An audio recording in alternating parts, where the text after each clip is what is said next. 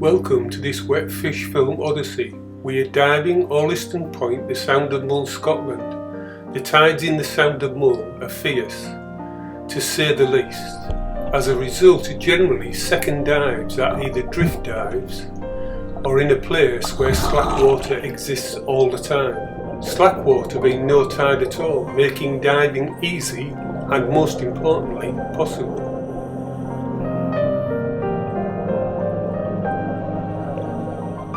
The habitat here is mixed with some very special areas. At the start it's a cliff edge, almost straight down to 20 metres.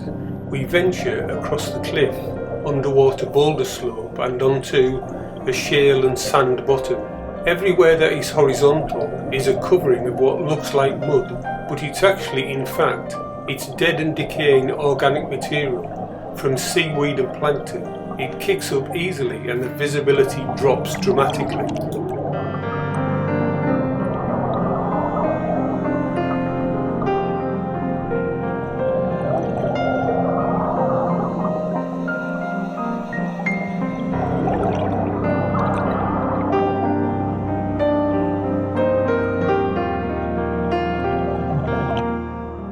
The underwater cliffs are covered in sponges, sea squirts and anemones of a wide variety in species, coupled with the odd-looking red finger, a subspecies of dead men's fingers, well known to British divers.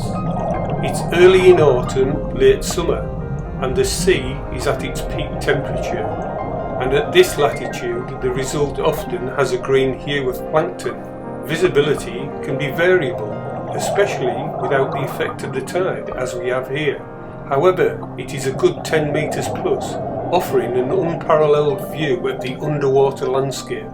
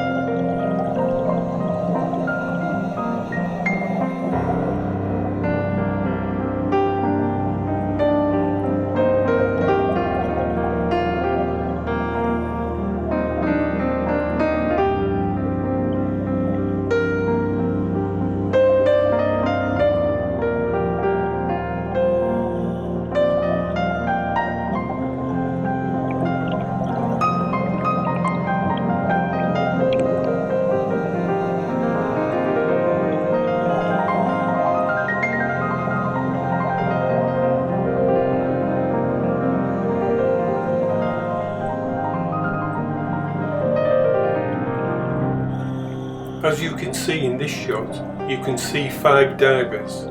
This is a rarity in British diving. As I zoom in, you can also see the red sea squirts and a small female cuckoo wrasse and a number of different coloured sponges. There is always the inevitable sea urchin, also ubiquitous in British waters. When other things are absent, there is always sea urchins. They seem to do well no matter what the habitat's like.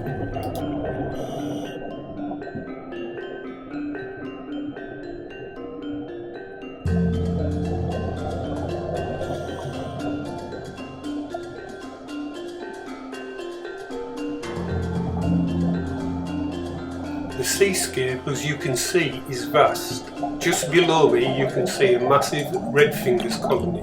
Their trumpets point out into the water and try to grab food and plankton as it passes. The body of the redfingers close up is bright red-orange, hence their name.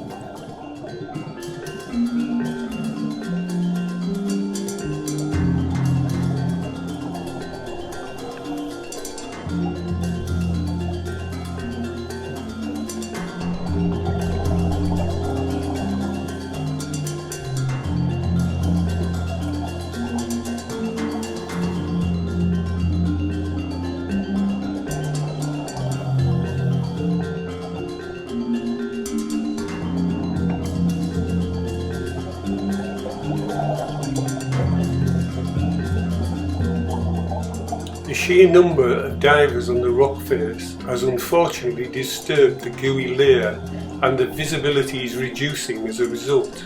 Not that the life will mind at all, as it will just use it as an opportunity to feed.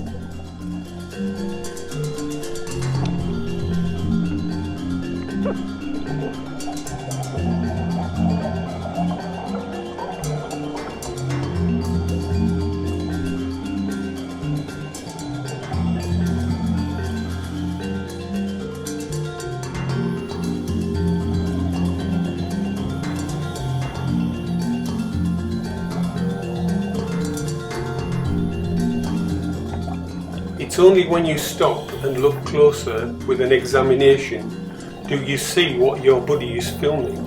In this case, it's a rare crawfish. If we could only learn to fish with less efficiency and not take adults at certain times of the year in the breeding season, they could, I am sure, be more common. Now you can see the colour I am seeing all the time. It's breathtaking. Even Devonshire cup corals, the UK's only hard coral, can be seen quite easily.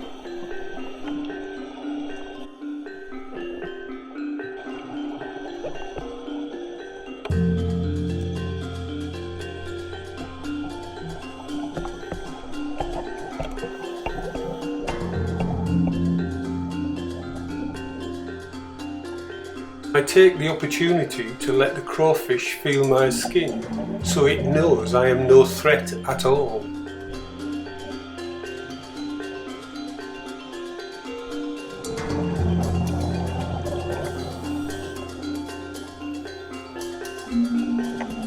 A large blue sunstar, a relative rarity in UK waters.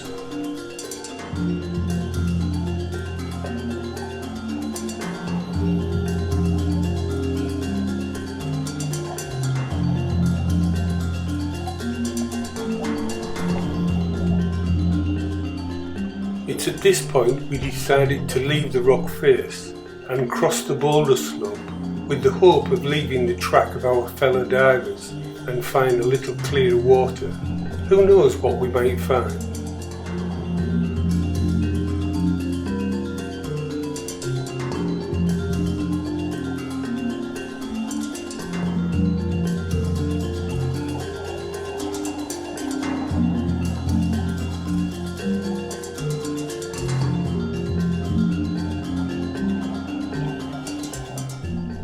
An altogether different habitat than the cliffs, coarse gravel and rocks everywhere.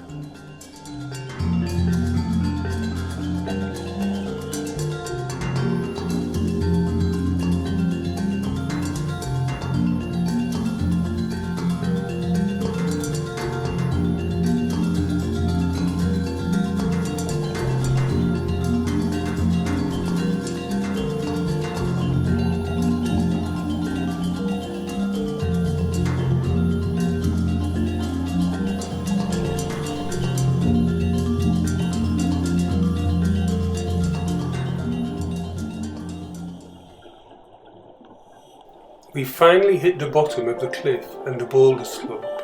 Less signals to go down and out further, and onward we go.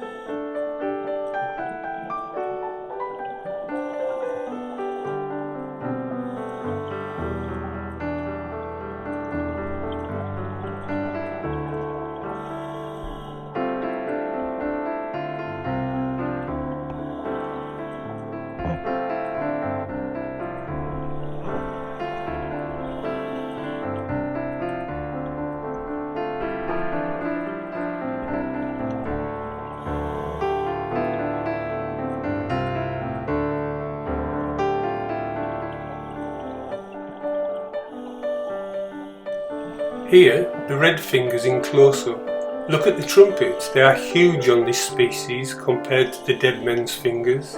And again, several Devonshire cup corals surrounding it.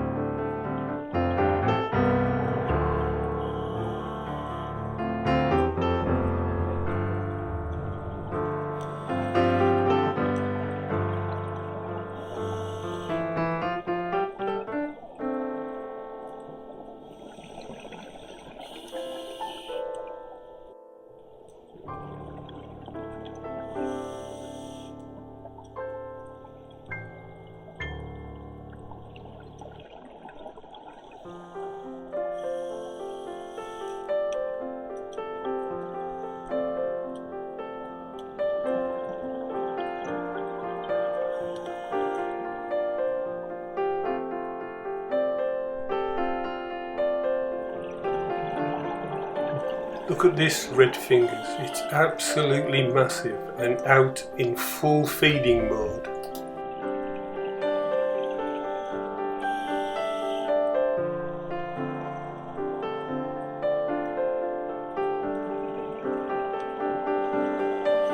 Here you can see the brightly coloured spongy body, totally amazing. As you can see, the visibility isn't quite what we hoped. It's very dark and gloomy, almost foreboding, like being out on a foggy night.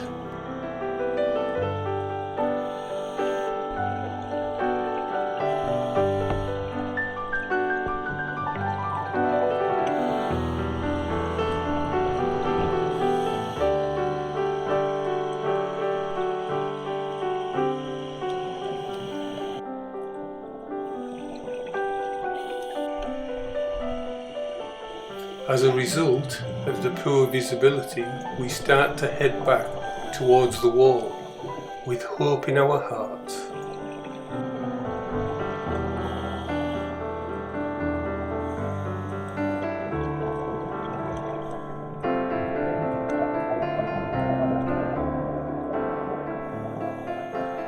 We're back on the wall and the visibility has improved dramatically. We're now just enjoying every moment and seeing all the things that we can see. It's just spectacular. I've mentioned before that sea urchins take every opportunity possible. Here's one feeding on seaweed.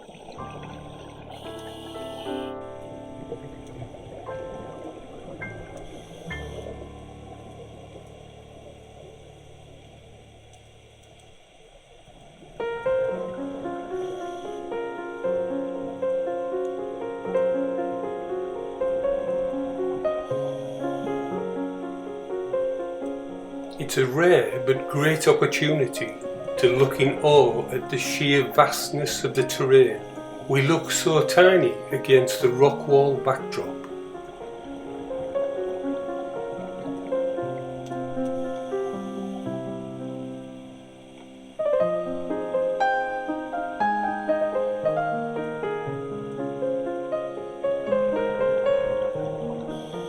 As we zoom back in, you can see the rock surface is covered in anemones and sea squirts.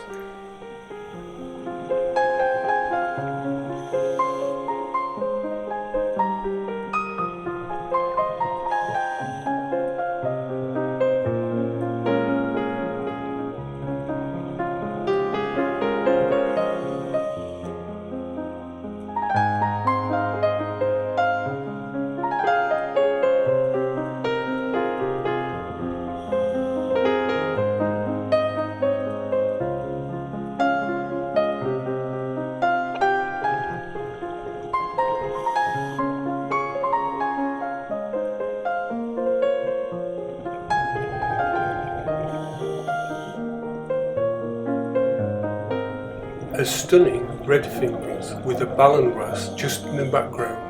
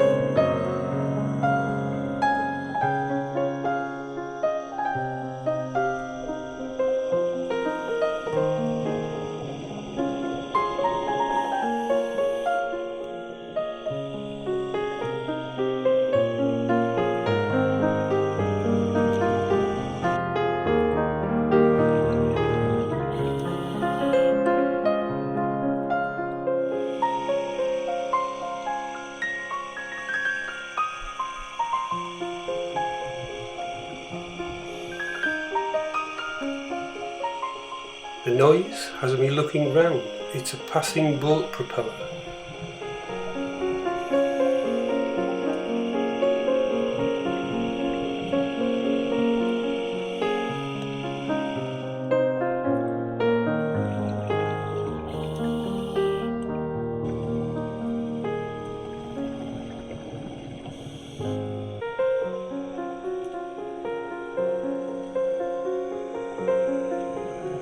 The blood-red sea squirts stand out.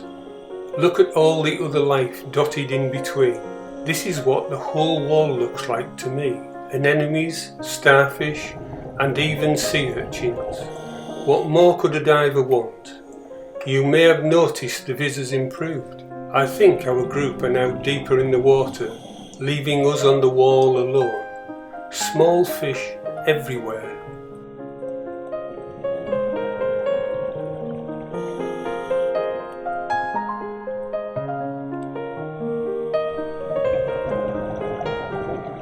It's great to be back on the wall, away from the poor viz, and all that green soup. The wall is vast and feels endless and timeless. At the same time, it's moments like this that make you realise how lucky you are to be a diver on this planet at this time in the UK.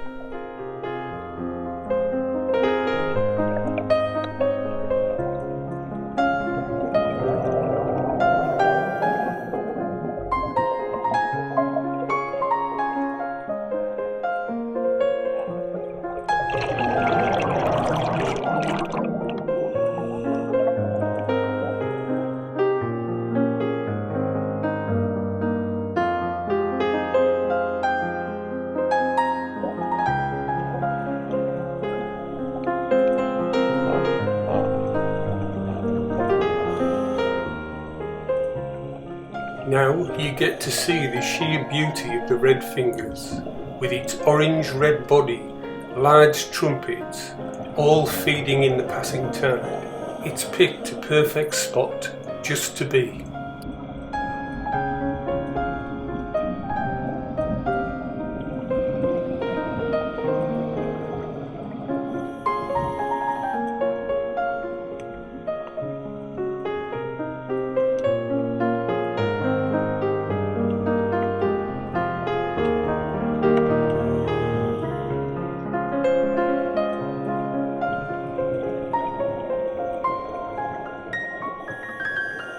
A spiny starfish, a truly formidable predator. If you're wondering, they are armoured, spiky and very blue. They feel like rock, should you ever have the pleasure of touching one.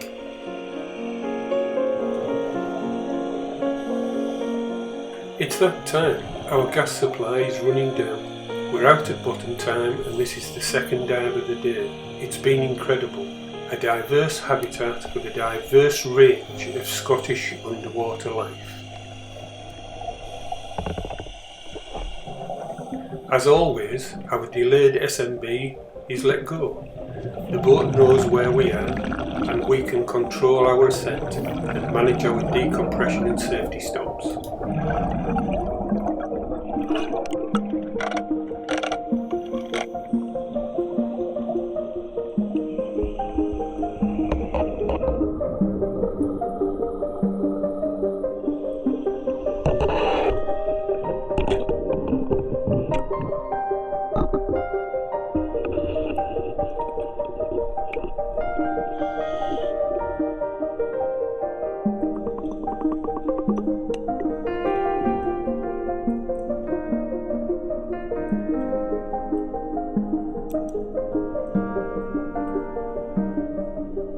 This was a wet fish film, with thanks to Loch Allen Boat Charters, my buddy Les Roos, dive organiser Paul Fiander, music by Dan Hennig and Asher Fulrow. I am Tony Howells, filmmaker. This was a wet fish film odyssey. I hope you've enjoyed watching this film as much as we did diving and making it, and I hope you want to protect our home as much as I do.